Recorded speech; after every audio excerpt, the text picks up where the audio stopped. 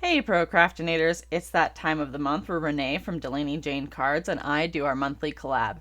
And this month we decided to do watercolors.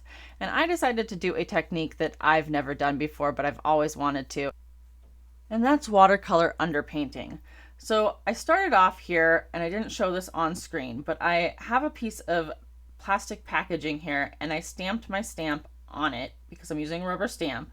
And I have my die cut panel here, and I stamped the stamp on it, and then I took my die cut panel and I put it underneath it exactly where I wanted the stamp positioned, if that makes sense. I just kind of fiddled it around underneath the plastic packaging, left the packaging exactly where it was when I stamped my stamp, and then I fiddled my die cut underneath it so it stamped exactly where I wanted it. That way I could position the stamp exactly where I wanted it because the stamp isn't clear. So now I am stamping the stamp on the actual die cut panel here, and this die cut panel is watercolor paper. It's Fabriano Artistico watercolor paper. It's cold pressed, so it is textured, and this is going to take me a few times to get this stamped nicely.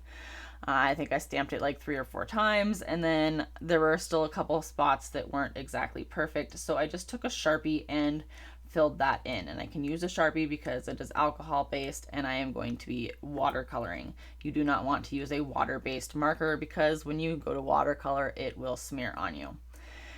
Now I don't like to tape down my panels when I watercolor because when I go to watercolor in the actual images, I'm going to flip my paper around and move it around.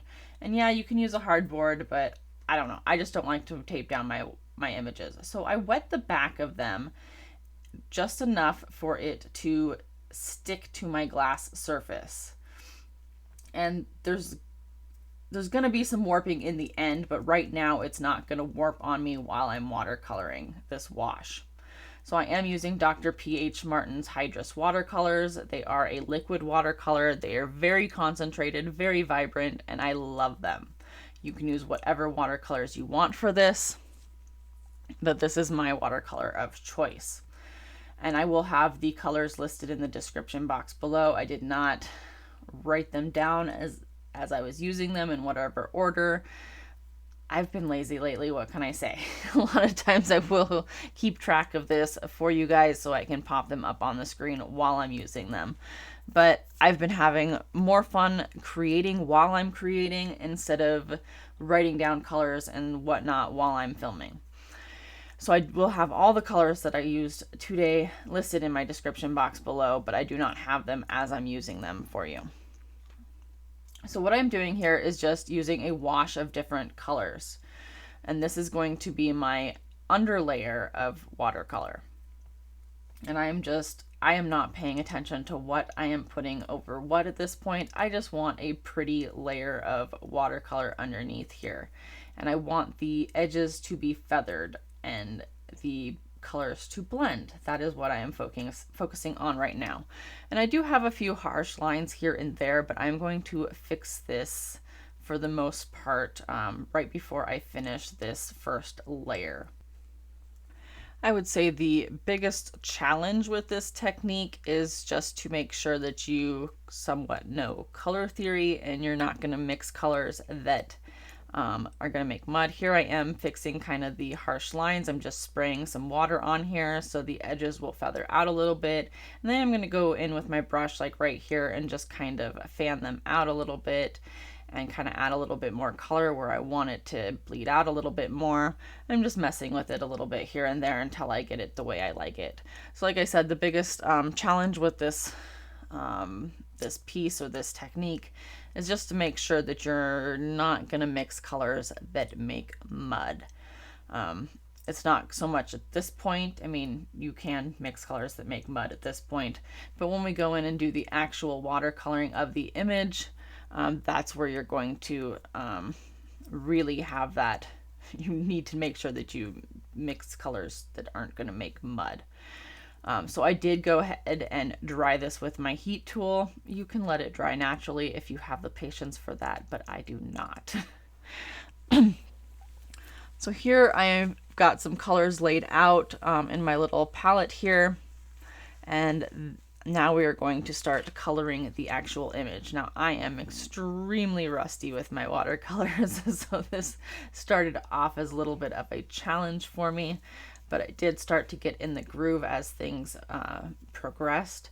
I am not going to show you the whole image or we would be here all day. It took me quite a while to watercolor this whole thing. So basically what you're doing here is you're just going to color in the image as you would watercolor anything else, as if the colors were not there. But like I said, you will need to pay attention to what colors can go over what.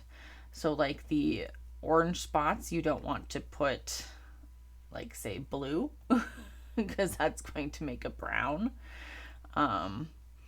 Over the, drawing a blank here. I did try to pick colors that weren't going to do this. So, but you just want to make sure that you don't mix colors that are going to make mud, basically. So be sure to if you aren't sure, a lot of times I will Google, what color, is brown or is blue and orange going to make brown, and Google will tell you these things if you are not sure. A color wheel is also helpful as well. I actually do not own one.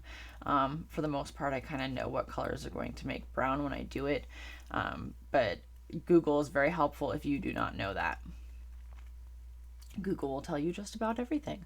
So on this one here that I'm working on, I did have a little bit of trouble getting the contrast and the shading that I wanted. As you can see, the one that I put the bluish teal kind of color on, that was the yellow leaf originally. I did get some nice shading on that one. I left a good highlight where that yellow spot's peeking through. This one that I'm doing here, I did try to do a wet on wet technique. I wetted the I want to call it a leaf, but I know it's not because this is a feather. but that certain section there, I did try to wet it first and then go in with my watercolor. And I don't know what's wrong with me, but the wet on wet technique and I just do not get along. And I don't know why I keep trying it, but I do. So it's just better for me to do the dry technique when I'm coloring images. I don't know, like I said, I don't know what my issue is, but I just do not get along with the wet on wet technique. So that's what I tried to do, and then I didn't do a very good job watercoloring that particular one. I do go back in off screen and add some more color and shading, and I kind of do a little bit better job. But as you can see, the one on the other side that's really dark, it's almost black, that is where I did blue over orange. I don't know what I was thinking there. I tried to add some yellow and some orange on top of it, and then I was like, oh, well, let's put a darker color over it. And I don't know what I was thinking. I know blue and orange do not make a pretty color. So that one's a little off. But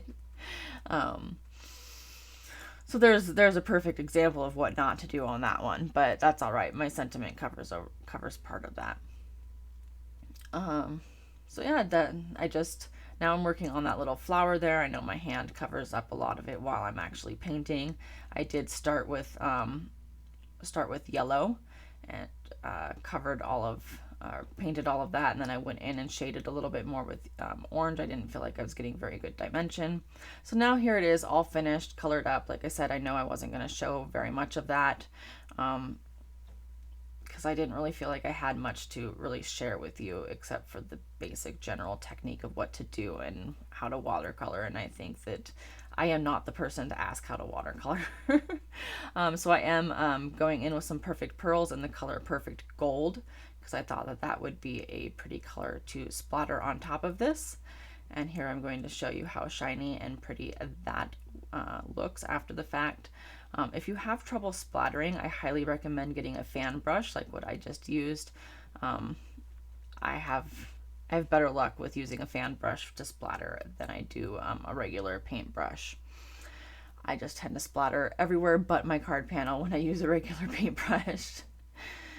So I am taking this panel here and I am attaching it to some gold pearlescent cardstock. I have no idea where this cardstock came from. It was just in my stash, so I am using it. And I'm just using a very, very small mat here, probably less than 1/8 of an inch. So I just wanted a little bit to show through those little holes in that that die cut panel. That is a Spellbinders Essentials rectangle set that I cut that out of. And so I just wanted a little bit to show through those little circles and a little bit around the edge. So here I'm masking off the left-hand side of my card base, and I'm going to stamp that feather image again on the inside, but I just wanted a little bit of it showing. Now you can use that plastic trick that I showed you at the beginning of the video to see exactly what part of the stamp that you are going to be stamping on the inside here. I wasn't worried about it. I just wanted a little bit of that image to show. So I really wasn't worried about how much of that image I was going to show. I just put it on the center of my card and stamped, and I just took away my little scrap piece of paper there. I'm using a sentiment from the Gina K Designs Assorted Greeting stamp set, and I'm going to stamp that on the inside.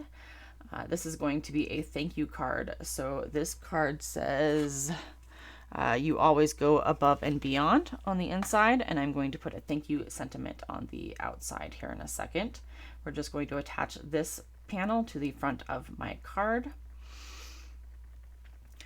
The thank you sentiment is coming from a Spellbinders Glimmer foil plate and die set. When I get to that, it is the Elegant Occasion Sentiments set.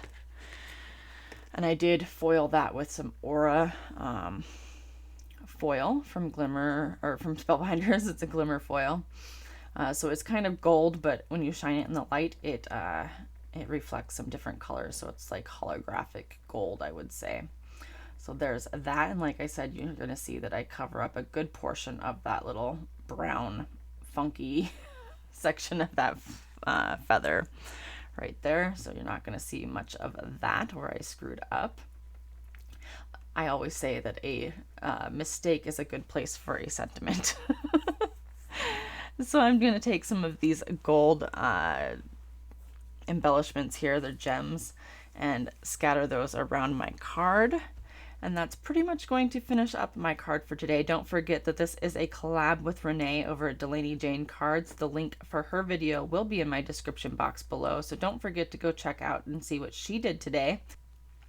Also, if you loved this video today, I would appreciate it if you gave it a thumbs up and subscribe to my channel and Renee's channels. I'm sure she would appreciate that as well. And as always, have a great day.